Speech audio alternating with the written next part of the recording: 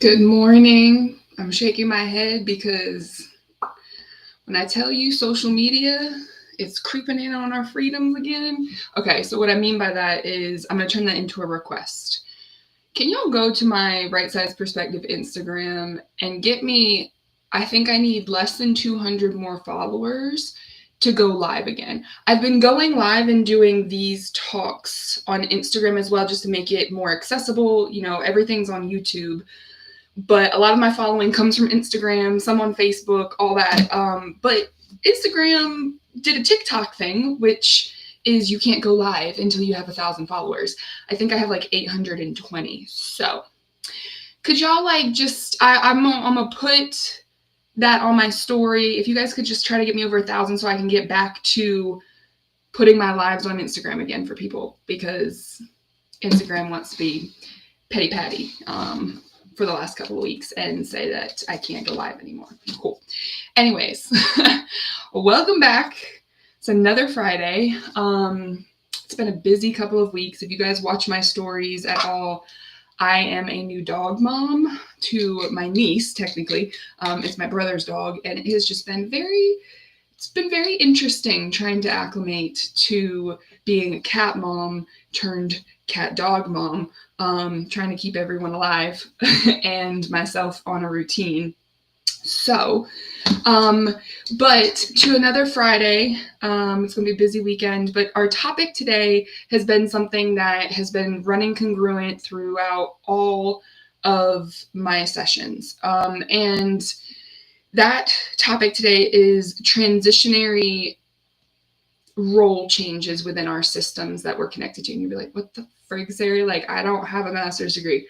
I promise I'm going to do my best to not talk at you in psychobabble about what systems are, but just to identify, like, we're all part of a system. And when we talk about family systems, that technically means nuclear family, your mom, your dad, grandparents, nieces, nephews, brothers, sisters, whatever the case may be.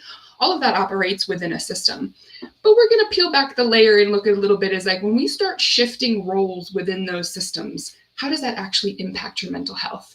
So this has been kind of it's something I talk about very often behind closed doors, but I'm going to try to give a breakdown of like kind of what do you need to know outside of the therapy room and kind of be prepared for your own transitions in life. Because I promise you, like, mental health is not that complicated once you just learn how to pay attention to a few things. It's not just one thing, it's a few things in how we operate, not only internally as a physical being, but also how we operate in patterns from an emotional standpoint.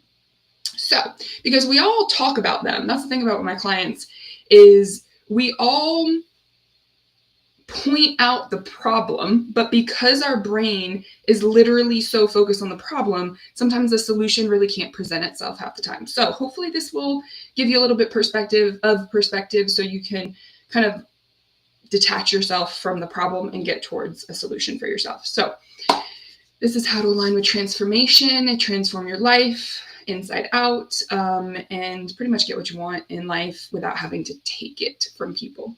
You just receive it. So playing around with my little elevator opener pitches and stuff like that. But I'm going to start, I think, at least in my opinion, with the big boss, the biggest, largest, most challenging thing that I see people struggle with as my clients, and also that I live as well. I think the hardest thing is, there's a lot of hard things in life, okay? But when it comes to specifically to maintaining what ego development is, so that's really kind of like your emotional, psychosocial development, let alone managing your health, let alone doing all the adulting, going to work, parenting children, all that stuff. And just how those things are impacted by the different stages of life, the things that naturally we know are going to happen, but then also the things that we don't know are going to happen. And then how that affects your growth. So the first one I would say that is, it's kind of like, it's expansive and it's deep all in one, okay? But it is role transitions.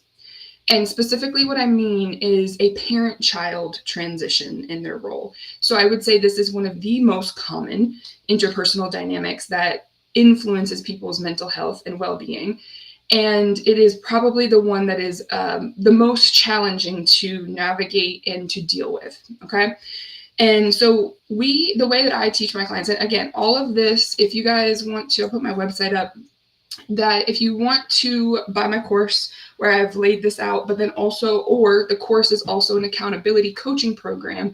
So you have me as a guide through not only the course, but then also doing real-time skill building work and coaching. Then you can go to my website and sign up there, and we can book a consultation and get you started if it's appropriate. But when I teach my clients about the ego, we come from the Freudian thinking of superego, ego, and the id, right? The way that I speak about that is parent ego state, adult ego state, and child ego state. Think of a stoplight. Parent is red, adult is yellow, child is green. And I love that stoplight visual one because I'm a visual learner and I just learn differently. But it is really your parent ego state is your superego. It is your stop. Let's critique everything. Let's monitor risk. Let's keep you safe and alive. That is literally what parents do, right? The adult, I'm going to skip down to the child ego state, to the green. Kids are go, go, go. Like they are all energy. They are all instinct. They are all id and in it to hopefully win it. But it is really just a green light for everything. That's why they can be so damn stressful. Imagine going through a 4-way intersection with all green lights. It is chaos, right? So when we are doing ego development work, it is building the yellow, the adult ego state. So this is going through each parent ego state narrative, or not each one, but going through the common patterns of what does your parent ego state say to you to dictate how you live your life. And we update that into the adult ego state that brings back a lot of free choice again. That's a balance between the adult and the child ego state, okay? If you want to, I have worksheets on this. You could probably get a lot out of just looking at them. But if you go download my app and look in the resource library under transactional analysis, or you can just Google it. But I have everything kind of laid out for free if you want to kind of look at those narratives within your ego states. And so I start there because when we start to look at the external transitions in life, right? We have a couple of different transitions. First of all, a child is literally always growing. So when we're talking about a literal parent, not just your ego state. Hold on, please. Freya, come here. Lie down. Lie down. Lie down. Hey. Lie down. Lie down. No barking. Thank you. Thanks. Pleasure doing business with you. Okay. See? Trying to get her to stop barking at the neighbors and by the neighbors. It's a little difficult. Come here, house. House. House.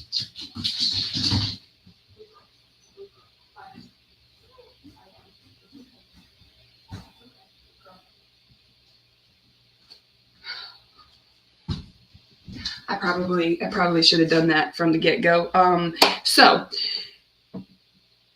where was I? When we're looking at literal parenthood, right? You have a child, a human being who is consistently growing. And this is a reference to the model that I follow is the Erikson psychosocial stages of development, which most people don't just naturally know as parents, right? But you have certain development milestones, not just physical milestones that your child goes through, that the child is literally developing their parent ego state from watching you as well as listening to you and building the attachments, building consistency, building security and trust within parent-child relationships, right? If that is a broken process, and nothing is perfect in that process, but if it is more on the side of insecure because there is trouble within, the family system somewhere of the parent relationship, their mom and dad are fighting, mom's chronically stressed out, postpartum, all these things that happen naturally when we have children that influence things that we really can't control. All of that impacts how we form our parent ego states as individuals and our child ego states as individuals throughout the years, which is why I don't always think that children need therapy. Parents, when their child ego states, need therapy, but children, like literal, no, 3 years old, even not neurodivergent, do they need therapeutic like accountability? Yes, because especially if they learn differently. But the parents also need to have an interpersonal exchange with themselves to say, hey, I'm the person that influenced how my child is growing and developing. Freya, quiet. Y'all gonna see how I parent. Because like I said, cats are so much easier.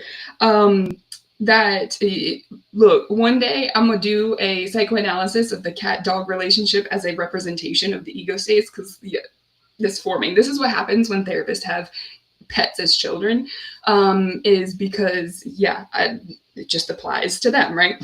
So when we're looking at ego development as a parent and role transitions, I'd say one of the most common one is around the age of when the child stops breastfeeding, or it stops becoming most dependent on the primary parent for survival.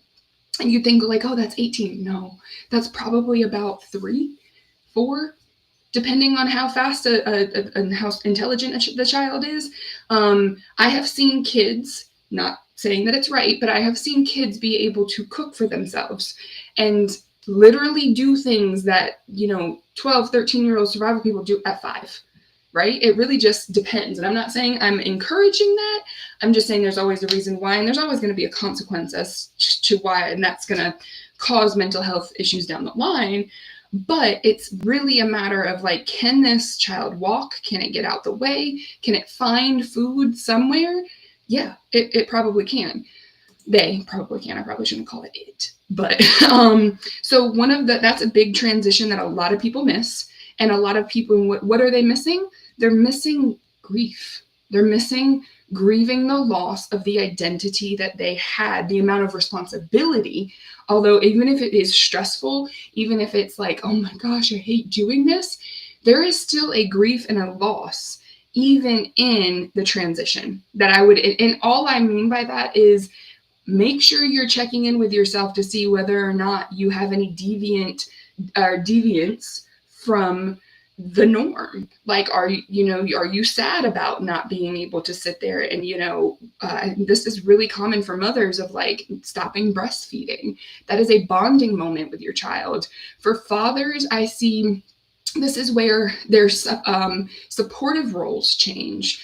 This is where sometimes it's been a relief to maybe be a provider and be out of the house.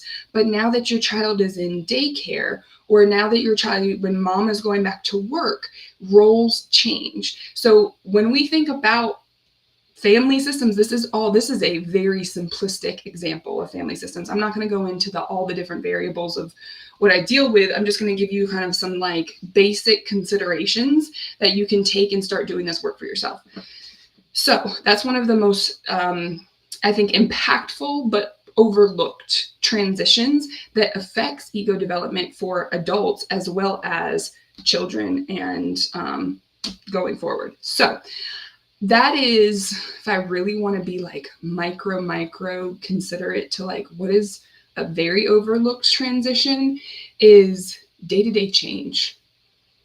What happens when your kid ruins that tablecloth that you absolutely love and we're going to keep in the family, right? That changes a parent and how if they're attached to something. What happens if a parent has an accident and breaks a limb and they can't walk? That's impactful to not only the ego development, but just the natural environment to how people operate. That's a lifestyle change that most people are not prepared and how to cope with, okay? So these things all go into how we internalize not only messages and narratives, but how we emotionally regulate, how we learn certain coping skills, and also build our perception of the world and deal with stress. So I'm going to go to like a little bit more of a meso example of like transitions. Actually, that was really more the psychosocial stuff. The macro for like a micro situation, the macro for a micro, right, is the events of, like I just mentioned, someone having an injury.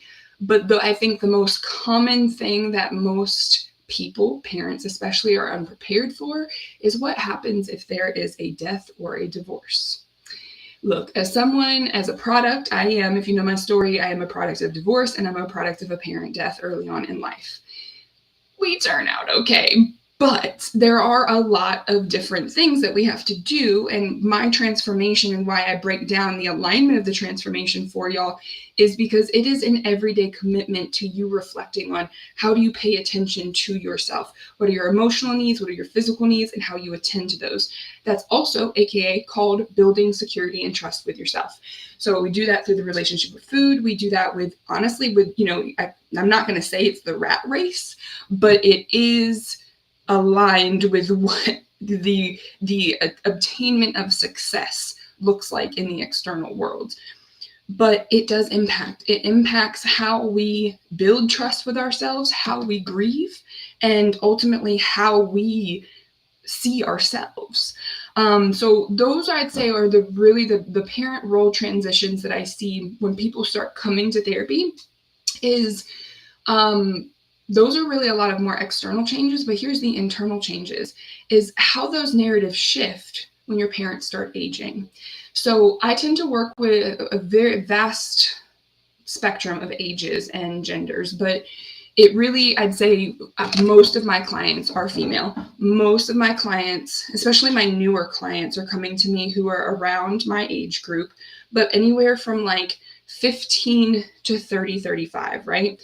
And what's happening is a lot of these people, a lot of my clients, are going through life role changes. Their parents are aging and they're having to care for them, or they're having to, their health starts to become an issue. What else is really common?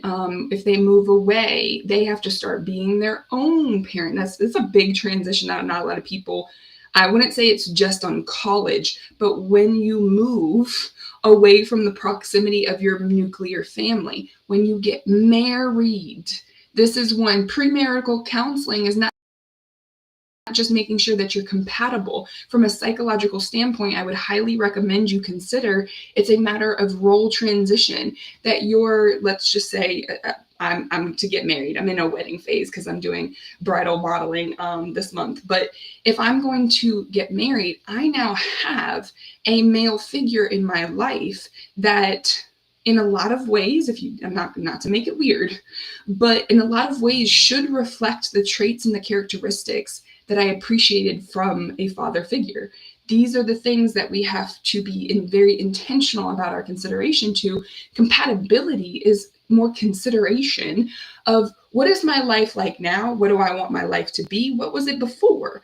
What do I know that I like? What do I dislike? So about who I am. Because as a parent, a father role is supposed to be paying attention to who you are. And a child is not that intentional about teaching them who they are, right? But you shouldn't be marrying someone like your father. You should be marrying someone with some traits of your father, but making a clear choice about what it is and where you want to go, the values that you hold as an adult, and where you want to go in your future, and making sure that that person is aware of that. Now, if you want to marry someone like your father, there ain't nothing wrong with that, as long as you're making the conscious choice about it, which most people aren't. They're just, oh, he makes my stomach butterfly. And I'm like, when's the right time to tell you that that is actually your central nervous system telling you that you don't feel safe?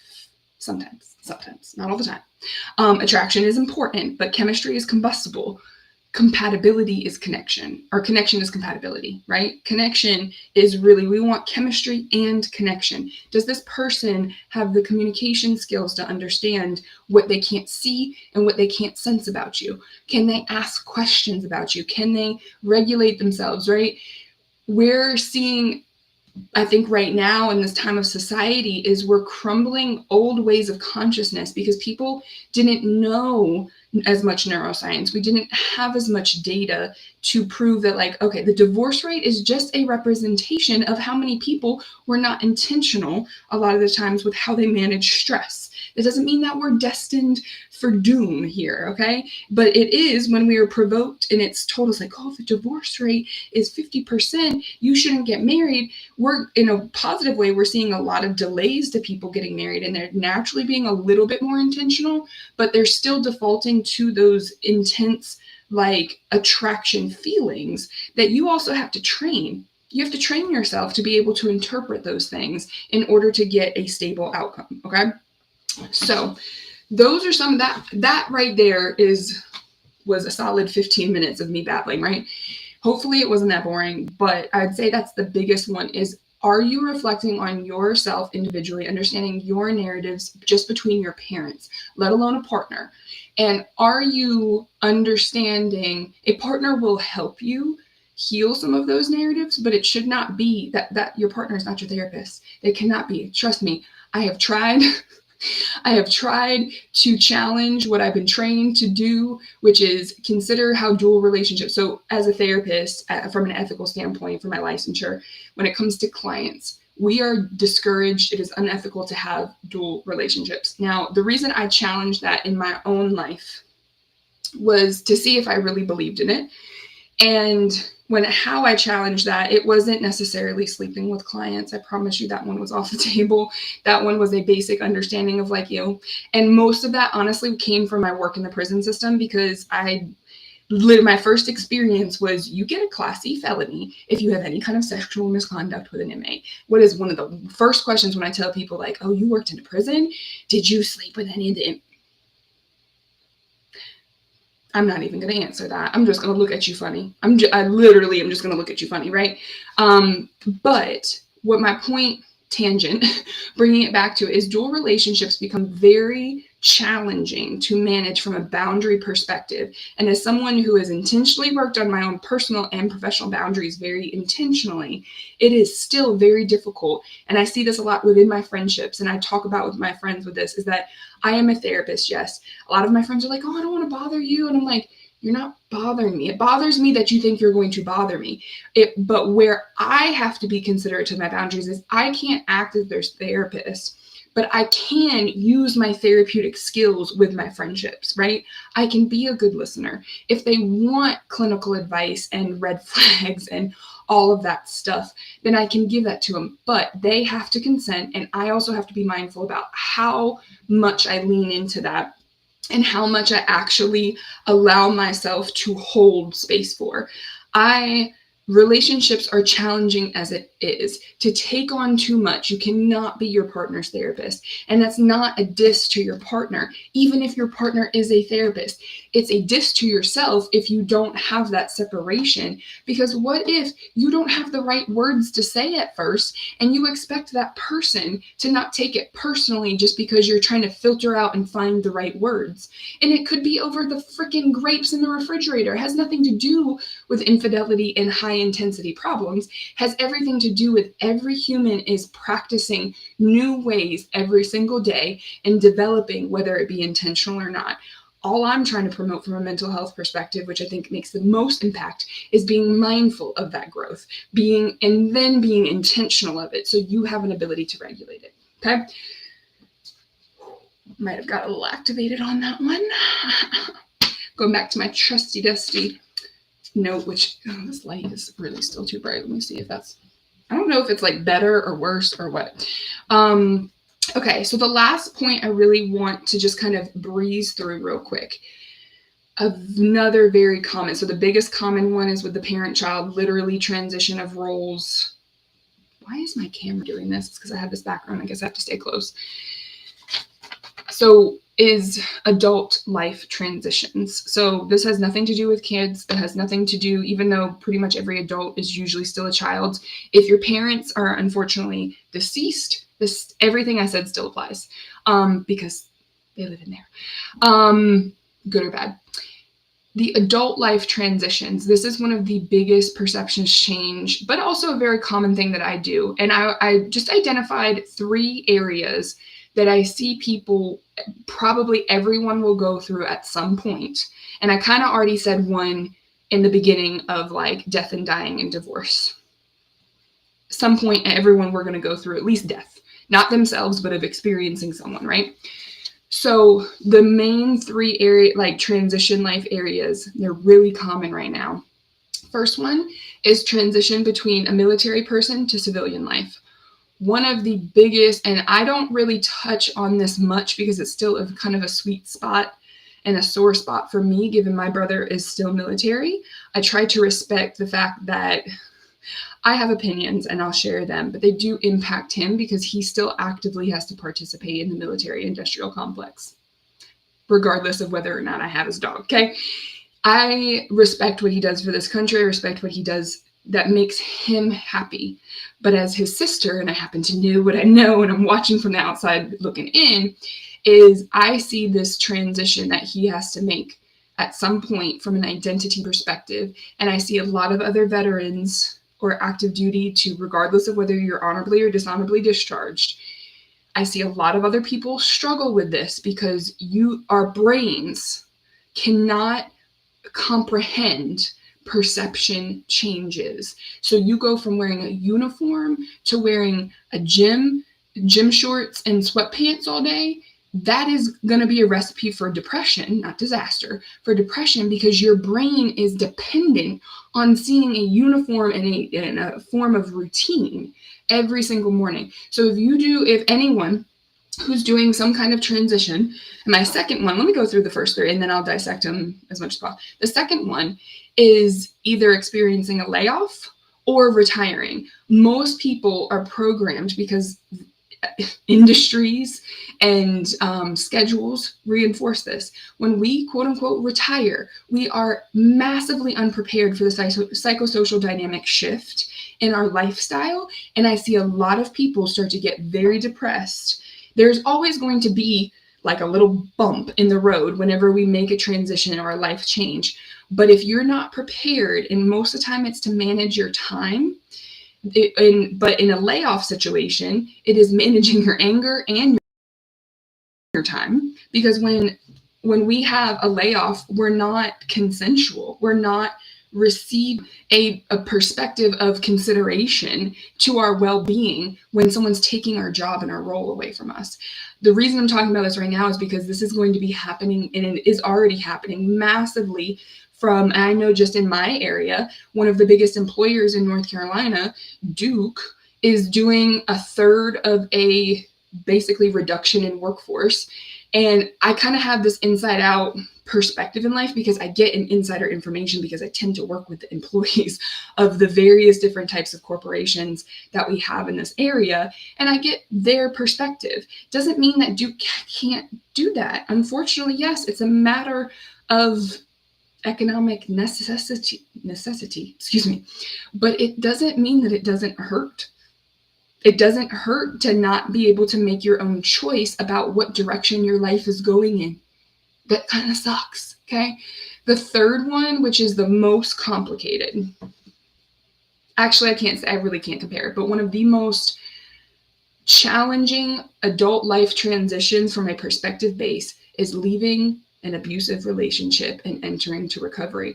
Now, this is not just domestic violence. This is not just an interpersonal relationship. This is leaving a bad habit.